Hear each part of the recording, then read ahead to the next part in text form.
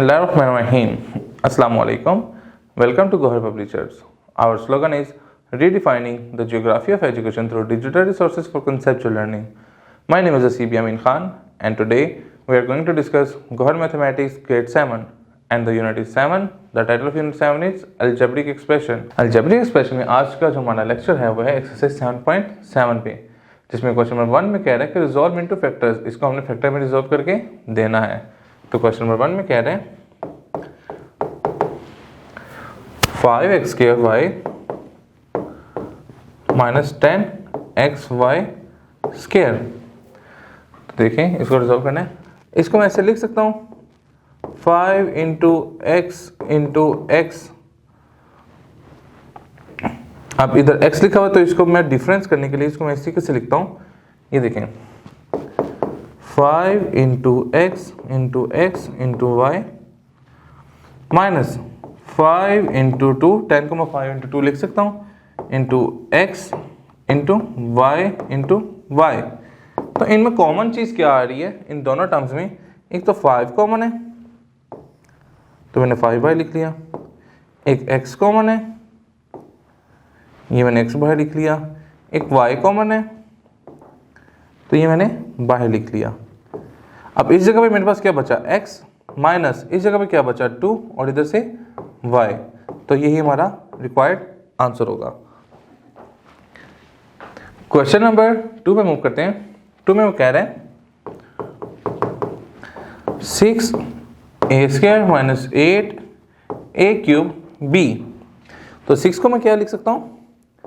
3 into 2 into a minus 8 में लिख सकता हूँ 4 into 2 into a into b। अब इसमें कॉमन फैक्टर्स कौन कौन से आ रहे हैं? 2, तो मैंने 2 लिख दिया, एक ये a आ रहा है ये लिख दिया, एक ये a आ रहा है ये तो लिख दिया, ये सिर्फ आपको समझाने के लिए। और इसमें क्या कॉमन आ रहा है? और कुछ कॉमन नहीं है। तो ये क्या हो गया? इधर बाकी क्या बचा? 3 माइनस यहाँ क्या बचा? 4ab। तो 2a² into 3a minus 4ab। तो ये हमारा रिक्वायर्ड आंसर होगा। और क्वेश्चन प्रैक्टिस करके देखते हैं। लेट्स सपोज हम कोई और 3 टर्म्स वाले देखते हैं। 3 टर्म्स वाले में हम क्वेश्चन नंबर 8 देखते हैं। क्वेश्चन नंबर 8 में वो क्या कह रहे हैं? वो कह रहे हैं a x² y² minus b x² y² minus c x² y²। तो देखिए इनमें कॉमन क्या आ रहा है? x² y²। तो इधर से क्या बचेगा? a minus b minus c, क्योंकि x² y² इससे ले लिया तो इधर a बच गया, ये x² y² इससे ले लिया इधर b बच गया, ये x² y² इससे ले लिया तो माइनस c बच गया। इसी तरीके से कोई और क्वेश्चन करके देखते हैं। क्वेश्चन नंबर 12 करके देखते हैं। 12 में वो कह रहे हैं x² plus qx plus px plus pq। देखें इसमें सब में जो कॉमन आ रहा है, अब देखें मैं इन 2 टर्म्स को कॉमन करता हूँ, इन 2 टर्म्स को कॉमन करता हूँ। इन 2 टर्म्स से क्या कॉमन आ रहा है? x। तो क्या इधर बचेगा? 2x से एक बाहर चला गया, एक अंदर आ गया, प्लस q ये एक बाहर चला गया। यहाँ से मैंने p कॉमन लिया तो क्या बचा? x plus q। अब देखें x प्लस q ये दोनों के पास है तो ये कॉमन के तौर पे आ गया, और ये जो बाहर पड़ी है हमने इनको एक अलग ब्रैकेट में कर दिया। तो ये हमारा रिक्वायर्ड आंसर आ गया। इसी से कोई और करके देखते हैं। लेट्स सपोज क्वेश्चन नंबर 16 करके देखते हैं। क्वेश्चन नंबर 16 में हम कह रहे हैं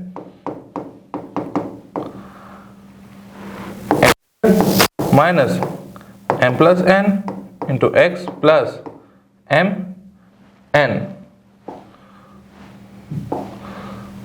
प्लस m n। अब हम इसको रिजॉल्व करते हैं। तो देखें x² माइनस x जब m से करेगा तो mx minus plus minus nx plus mn। तो इनमें देखें जब हम इनमें से कॉमन लेंगे, x कॉमन लेते हैं तो क्या बचेगा, x माइनस m।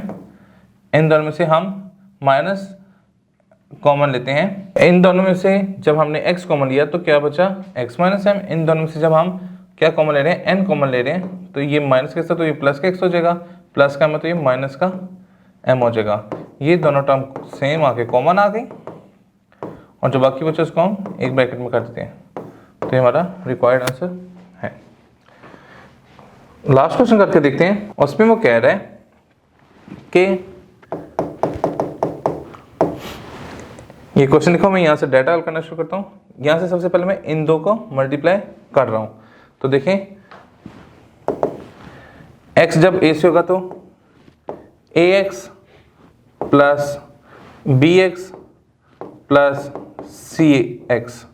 अब y की बारी है तो ये होगा minus ay minus by minus cy। ये एक हो गया जो मैंने ये पार्ट रिजोल्व किया। अब इस पार्ट को रिजोल्व करने लगा हूं, ये माइनस y जब a से मल्टीप्लाई होगा तो ay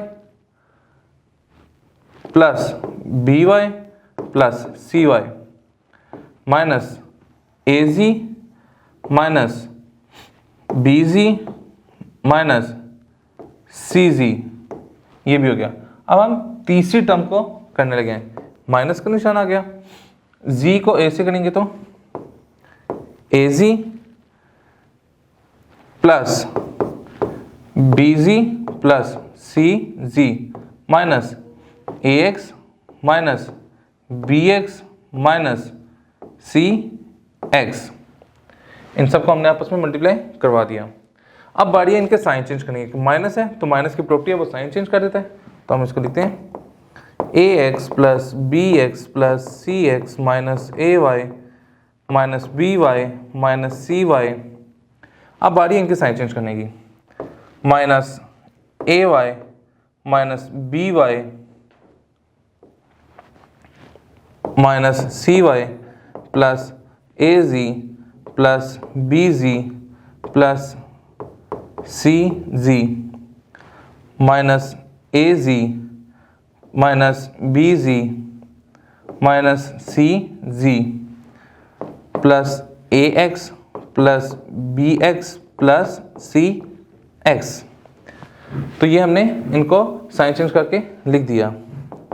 अब बारी है कि ax वाले इकट्ठे कर लें, bx वाले, cx वाले, ay वाले, by वाले, cy वाले, इनको ऐड अप कर लें जी।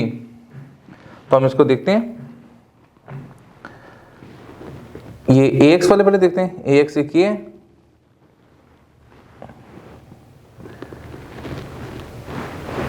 एक ax ही है, तो ये क्या हो गया 2ax।